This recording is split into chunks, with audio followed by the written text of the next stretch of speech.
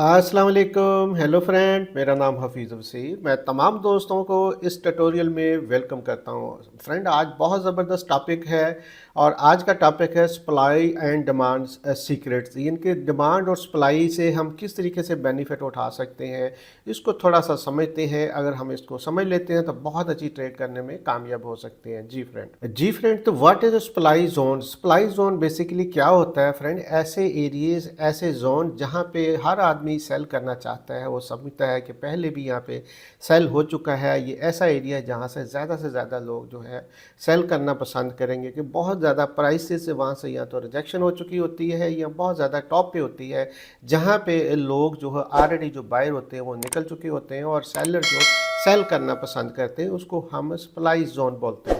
तो what is a demand zone friend? Demand zone क्या है बेसिकली? कि ऐसा एरिया, ऐसा जोन जहाँ पे मैक्सिमम जो है वो जो सेलर हैं वहाँ से निकल चुके होते हैं और वहाँ से लोग पसंद करते हैं कि बाय करना, और मल्टी टाइम ऑलरेडी लोग वहाँ से बाय कर चुके होते हैं। ऐसा एरिया जहाँ लोग एक साइकी होती है, एक सेंटिमेंट होता है कि यहाँ से हम जो है बाय करेंगे और यहाँ से बाय होगा, और ये वो ऐसा एरिया होता है, ऐसा जोन होता है जहाँ पे लोग उसको जो बाय करना पसंद करते हैं। बेसिकली ये फ्रेंड जो डिमांड जोन होता है उसकी कुछ जो चीज़ें होती हैं जो हमने देखनी होती हैं कि कौन सा ऐसा डिमांड जोन होगा जो हमारे लिए ज़्यादा अच्छा काम करेगा।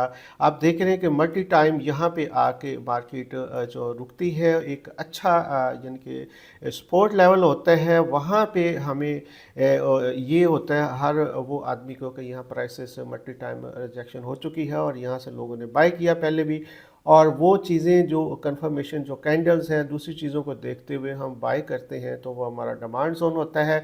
और डिमांड जोन में ये हमारे हमारे ये जो ट्रेड होती है वो थोड़ी सी लंबी होती है और स्टॉप लॉस हमारे छोटे होते हैं। जी फ्रेंड, तो इसी तरह सप्लाई जोन है। सप्लाई जोन ऐसे जोन को कहते हैं जहाँ पे जो मल्टी टाइम जो प्राइसेस जो है वो रिजेक्शन हुई है, मल्टीपल लोगों ने यहाँ पे टाइम जो है यहाँ पे उन्होंने सेल किया है, और ऐसा एरिया जहाँ से आप समझते हैं कि मार्केट बहुत नीचे से चली आ रही थी और यहाँ पे आके जो लोगों ने मल्टी टाइम आके पहले भी यहाँ पे सेल किए हैं और एक अच्छा एरिया है, अच्छी एक रेजिस्टेंस है, तो वहाँ पे जब आप जो सेल करते हैं तो आपकी जो सेल है वो स्ट्रांग होती है। जी फ्रेंड, तो why focus on supply and demand zone? ज़्यादातर जो ट्रेडर हैं वो क्यों फोकस करते हैं, क्यों पसंद करते हैं, क्यों लाइक करते हैं ऐसी जगह पे जहाँ पे एक अच्छा सप्लाई या डिमांड जोन हो, वहाँ पे जो है बाय या सेल करना पसंद करते हैं? तो उसके कुछ रीजंस हैं।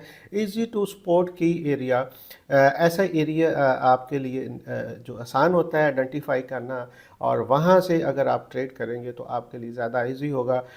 किसी भी टाइम फ्रेम में फॉरेक्स की मार्केट हो, स्टॉक की मार्केट हो, इंडेक्सेस की मार्केट हो, वो एरिया काम करते हैं और वहाँ पे आप इजी जो है वो सेल या बाय ले सकते हैं। इसके अलावा आपको जो एंट्री जो आपकी होती है, एंट्री प्लान बहुत अच्छा हो सकता है, क्योंकि एक जोन होता है वहाँ पे एंट्री लेते हैं तो स्टॉप लॉस आपके बहुत छोटे होते हैं और बिल्कुल वाज़ेह होते हैं, तो आपके लिए वो भी आसान होता है।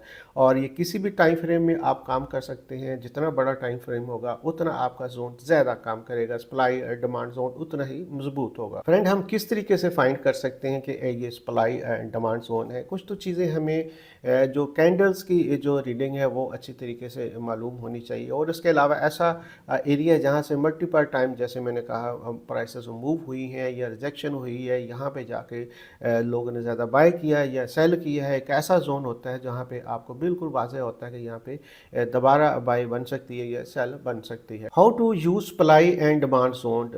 जैसे आप एंट्री लेते हैं, जो भी ऑर्डर आपका बाय का होता है या सेल का होता है, तो उस जोन के ऊपर या नीचे आप अपना स्टॉप जो है मेंशन करते हो, यानी कि बहुत छोटा सा स्टॉप होता है, और आपका टेक प्रॉफिट जो नेक्स्ट आपका डिमांड या सप्लाई जोन होता है वहाँ पे होता है। तो इसलिए आप जो जो आपकी प्रॉफिट की रेशो होती है वो मल्टी टाइम होती है, आपका स्टॉप लॉस बहुत छोटे होते हैं और आपकी जो टेक प्रॉफिट बड़े होते हैं। तो इसलिए इसको बड़ा इजी के साथ साथ, इसको समझने के साथ साथ यहाँ से आप प्रॉफिट भी अच्छा बनाने में कामयाब हो सकते हैं। फ्रेंड, बहुत सी ऐसी मिस्टेक हैं जो हम सप्लाई एंड डिमांड जोन को फाइंड करने में, ट्रेड करने में मिस्टेक करते हैं। वो कॉमन सी है, अगर हम इनको समझ कर अगर ट्रेड करते हैं तो हमारी ट्रेड बहुत अच्छी जा सकती है। उसमें ज़्यादातर होता है कि ऑलरेडी जोन जो मल्टी टाइम जो वहाँ से आपको बाई या सेल मिल चुकी होती है, उसने रिस्पेक्ट की होती है, लेकिन एक दफ़ा आके उसने उसको क्रॉस करना होता है। तो ऐसे जोन को जो आप समझते हैं कि बहुत मल्टी टाइम जाके यहाँ पे रिजेक्शन हुई है, तो ऐसी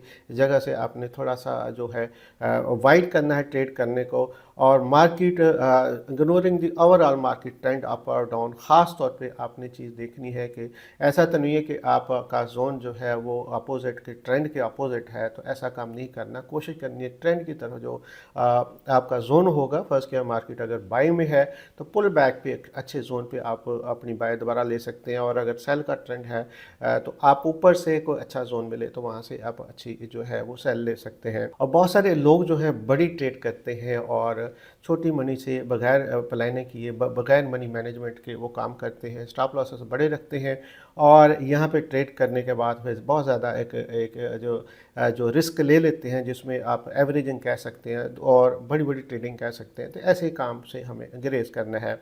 और ख़ास तौर पे जो ऐसा जोन जो है जो कैंडलस्टिक पैटर्न की भी बड़ी अहमियत होती है कि जब भी कोई जोन पे जाके अच्छी कैंडल मिलती है, अच्छी रिजेक्शन मिलती है, और जो हैवी कैंडल मिलती है, फुल बॉडी की कैंडल मिलती है, तो वो आपको एक सिग्नल भी दे रही होती है कि आपको क्या करना है। तो उसके साथ अगर हम मैच करके करेंगे तो हमारी ट्रेड मज़ीद अच्छी जा सकती है।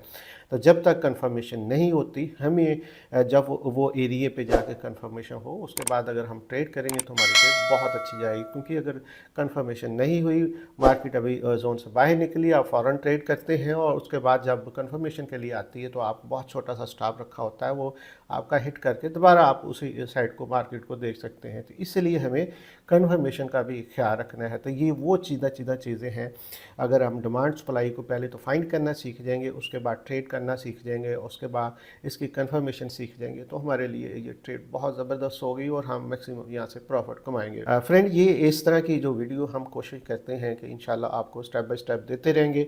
आप हमारे साथ जुड़े रहिए। अभी तक आपने अकाउंट नहीं बनाया था, नीचे डिस्क्रिप्शन में हमारा लिंक है, उसे अपना अकाउंट बनाएं, डेमो या रियल हो हमारे साथ टीम के साथ मिलकर काम करें। और अगर आपको डेली बेसिस पे कोई सिग्नल कोई रहनुमाई चाहिए, कोई चार्ट चाहिए या मार्केट की डायरेक्शन की चार्ट चाहिए, तो उसके लिए हमारा टेलीग्राम और व्हाट्सएप का ग्रुप है, उसमें ज्वाइन कर लें ताकि आपको हम डेली बेसिस पे एक अच्छी फीडबैक दे सकें। फ्रेंड, बहुत शुक्रिया, अपना बहुत ख्याल रखें, दुआ में याद रखें। इसी तरह अच्छी अच्छी वीडियो के साथ मुलाकात होती रहेगी। Thank you very much.